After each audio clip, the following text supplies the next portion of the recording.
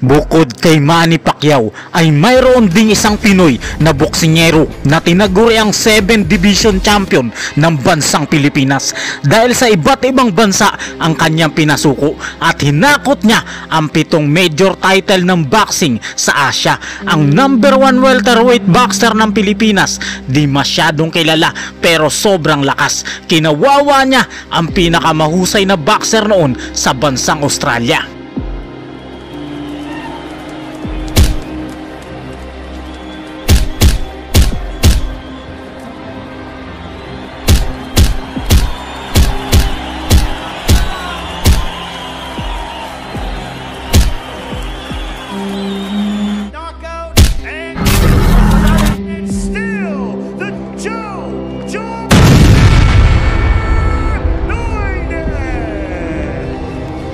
Bukod kay Casimero ay may isang Pinoy pa na pwede rin ituring bilang road warrior. Iba't ibang bansa na sa mundo ang kanyang dinayo, mga laban na ipinanalo tulad ng Japan, Australia, China at Africa. Ilan lamang yan sa mga bansang pinasuko ng tinaguriang number 1 welterweight boxer ng Pilipinas. Sa pagpasok ng taong 2023, hindi pa ito natalo. Lahat panalo sa pamamagitan ng KO at hindi man lang umabot hanggang round 5 ang mga kalaban nito.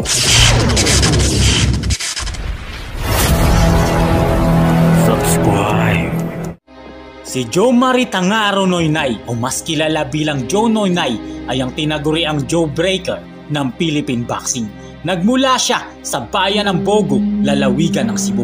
Pero ngayon ay naninirahan na siya sa Parañaque City. Nagmula rin sa hirap ang ating boksingero. At dahil sa boxing ay unti-unti ng kanyang buhay ay umasenso. Naiyahon niya ang kanyang pamilya sa kahirapan. Dahil bata pa lamang, pagbaboxing na ay kanyang pinagsumikapan. Elorde Boxing Promotion ang humubog sa kanya. Naging number 1 welterweight boxer ng Pilipinas ang ating bida. Literal na naging road warrior ang ating boksingero bukod kay Casimero. Dahil sa laban niya sa iba't ibang bansa, hinakot niya ang mga belt at titulo at kampyonato. Lumaban siya sa Japan para harapin ang isang undefeated na Hapon na boksingero. Kinatatakutan ito ng mga Pilipino dahil 3 Pinoy na ang nabiktima nito sa pamamagitan ng KO. Pero pinasuko lang siya ng ating pambato. Sa Edion Arena, Osaka, Japan, haharapin ni Joe Noynay si Satoshi Shimizu para sa WBO Asia Pacific Super Featherweight title.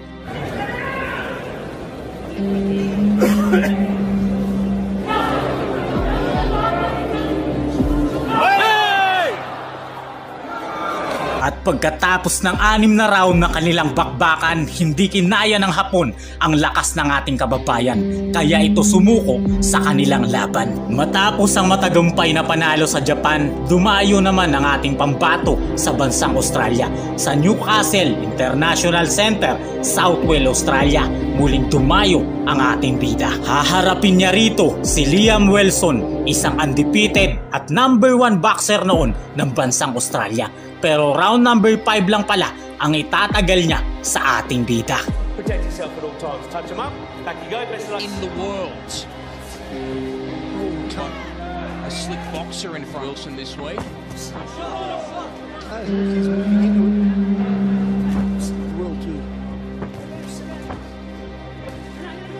He likes to do this switch. Body shot. Heavy shot. He was having good moments. He hooks in well there, does Wilson. There's a shot. Spinning around against Wilson. Might be turning straight back to orthodox. I have Noynay, and there is some swelling already, and he jacked. No, he's hurt. He is in big trouble. He's he needs hurt. to hang on. Wilson leads. Maybe the head is clearing now. Oh, nice. The body goes backwards. Attempt early on, and you can see he's just... That's good. He just takes up second. Wilson comes back, and now Wilson goes through and waits for him. Chases Noynay. You have to put a preparation on it. You can't just walk up there. Liam Wilson, keep an eye on. In the Wilson corner as he hooks well. Charge in and throw those big shots. Often the heads to Cases Quadro, the knockout of the year in Australia. Left hand. Misses over the top with a part again. And Wilson charges and he's in close. body. Goes Wilson, shakes his head. And then he hooks Moyne, who went down for the first time as a pro, dealing with significant adversity. He's a young man that believes in himself. Let's see. But ever since... Looking again, Wilson. Right, goes to the body. And he's boxing like this. He went down in the opening. Just his 10th pro fight against the wall. Another one. Left hand to the body. Doubled up there. Here he goes to the body. And we're up with a minute left in round 4. Lee Wilson's in all sorts of trouble here in round number 4.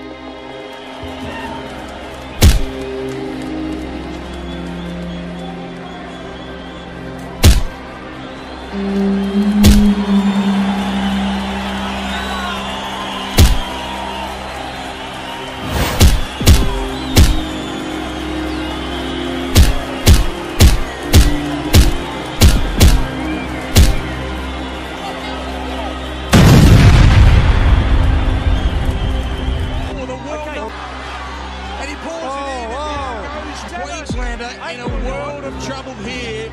15 seconds remaining, and Wilson knows what he needs. Oh. He'll have to hang on. Moyne needs one more big shot.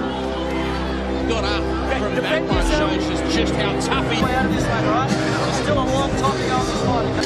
Wilson charging out to meet Moyne. Been down 3 times in this fight, and he wobbles again. Desperate times. He's tough. Come on, Liam. But his Hold, head hasn't Liam. cleared, Hold. and he's the world number 7 for... Oh, another one. Body shots it straight down the middle he goes. Good shot there. Moyne knows he needs that shot there. He's something special if he gets out of this. She's got a hook after him. There it is, there it is, there the punch. For him. Oh, that's just Body shot there. A minute less from Wilson. Takes it, and there's that shot. Leading Wilson again. Warns by Phil Austin, and there's that shot. And that'll do it. It's a stoppage victory for the world number 7, Joe Moyne.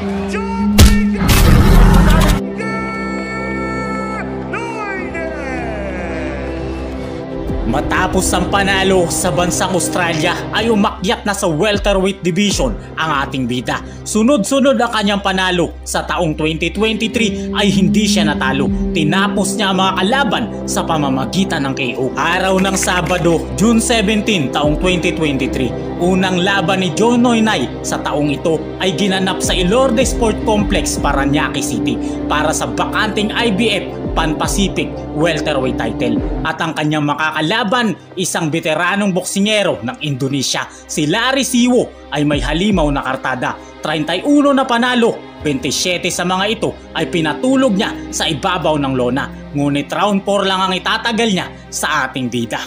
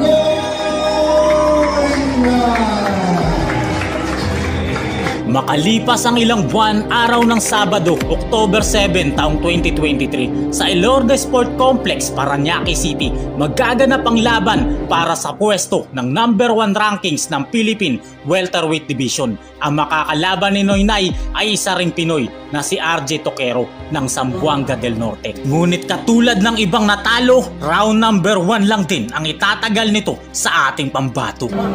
So yun po, Toquero versus Noynoy, mga kaibigan. First round pa lang. Ito po ang Team Agravio, YouTube channel and Facebook page. So, mga atake.